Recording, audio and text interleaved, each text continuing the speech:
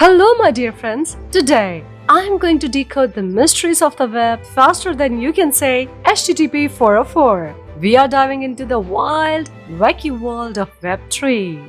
But first, let's take a trip down memory lane and see how we get here. Ready? Let's start.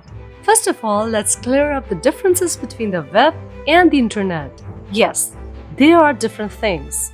The web, formerly referred to as the World Wide Web, is the pages or sites you see when you log online. The internet is a series of interconnected computer systems that the web functions on, plus the medium that allows files and emails to travel along. To make it easier to understand, the internet is the highway system that connects many cities, and the web is the collection of rest stops, gas stations, convenience stores, and other stops. The 90s, the era of slab bracelets, dial-up modems, and Web 1. Web 1, or as I like to call it, the read-only web, was a simpler time. Websites were like digital brochures, static, unchanging, and if you were lucky, maybe an animated gif of a dancing baby. Remember that sound? Like a robot screaming for help. Web 1 was all about consuming content. You read it, you maybe printed it out, and you wish that nobody talked on the phone while you were browsing on the web.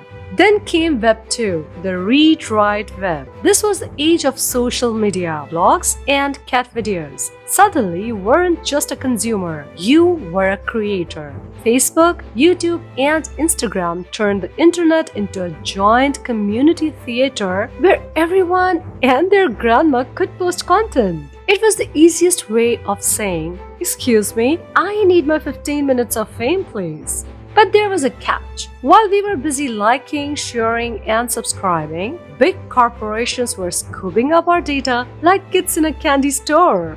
Web 2 turned us into the product. Our likes, clicks, and shares sold to the highest bidder. And now, drum roll please, Web 3, the read-write-own web.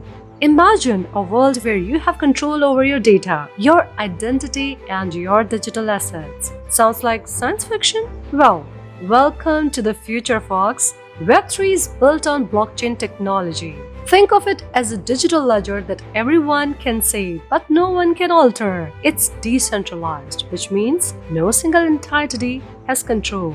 With Web3, we are also talking about digital identities. You can own your online persona and take it anywhere on the internet. It's like having a passport that works in every country, even the weird ones like Matrix.